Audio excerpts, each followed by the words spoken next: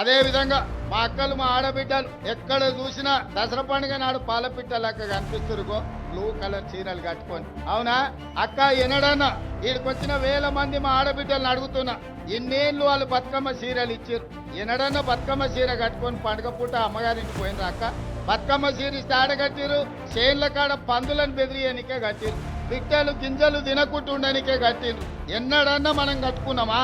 బతుకమ్మ చీరలలో కూడా కమిషన్లు మెక్కి వాళ్ళ బతుకు చేడ మీ చీరలలో కూడా కమిషన్లు మెక్కిరు. అందుకే దుమ్ము కొట్టుకుపోయి ఫామ్ హౌస్ లో పడ్డారు. అందుకే ఇవాళ మా ఆడబిడ్డలకు, మా పుట్టింటి ఆడబిడ్డలకు పండుగ నాడు పెట్టే చీర సారే అని చెప్పి సమ్మక్క సారలమ్మ బిడ్డలకు సారె పేరు మీద చీర పెడితే వేలాది మంది ఇవాళ మా ఆడబిడ్డలు నన్ను ఆశీర్వదించడానికి మా తమ్ముడు వచ్చిండు, మా అన్న వచ్చిండు, మా రేవంత్ అన్న వచ్చిండు అని చెప్పి వేలాది మంది మీరు ఆశీర్వదించడానికి ఇక్కడికి వచ్చారు.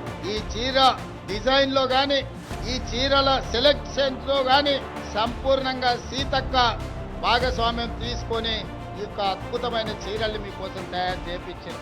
ఈ సంవత్సరం, పోయిన సంవత్సరం పాలపిట్ట రంగు చీరలు ఇచ్చినాం. ఈసారి చిలకపచ్చ చీరల్ని ఈసారి డిసెంబర్ లో మా అక్కలకు పంపించబోతున్నా సారే కింద. మళ్ళసారి నేను వచ్చినప్పుడు మీరు ఆ చీర కట్టుకొని నాకు వస్తే కడుపు నిండా సంతోషం అవుతుంది.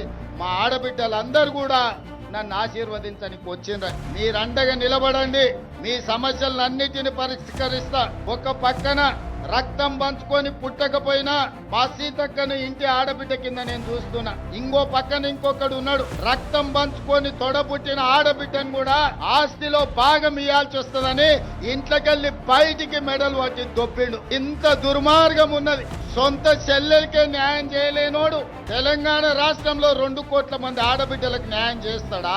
కన్న కొడుకు దుర్మార్గంగా వ్యవహరిస్తుంటే విధంగా పెట్టి కొట్టాల్సిన తండ్రి ఫామ్ హౌస్ లో బోర్లో వండుకున్నాడు. కొడుకు తప్పుడోడైతే సరిదిద్దాల్సింది తండ్రి కాదా?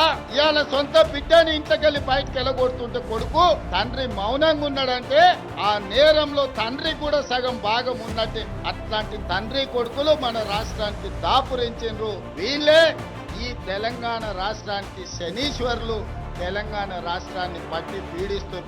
అతని కంటే గనుడు ఆచంట మల్లన్న అన్నారు. తండ్రి కొడుకులు ఇంట్లుంటే ఆ మేనల్లుడేమో రాష్ట్రంలో కరువు రావాలి, వర్షాలు కురవద్దు, ప్రజలు రావాలి అని తమిళనాడు, కర్ణాటక రాష్ట్రాలలో పోయి అఘోర పూజలు, క్షుద్ర పూజలు, చేతబడి పూజలు చేస్తున్నాడు. ఇట్లాంటోడు ఎవడన్నా ఉంటాడా? అధికారం పోతే ప్రజల సాగు కోరుకుంటాడా ఎవడన్నా? ఇంత సన్నాసులు ఈ రోజు రాష్ట్రంలో ప్రతిపక్షంలో ఉన్నారు. కాబట్టి వాళ్ళు ఎన్ని పూజలు చేసినా, ఎన్ని క్షుద్ర పూజలు చేసినా, అఘోరావు గారు అఘోర పూజలు చేసినా దేవుడు మన వైపు ఉన్నాడు.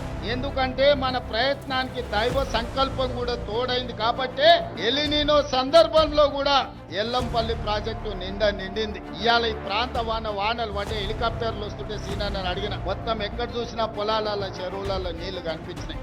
నాకు సంతోషమైంది, దేవుడు మన వైపు ఉన్నాడు. ఇవాళ దేవుడు కూడా మన దిక్కే ఉన్నారు.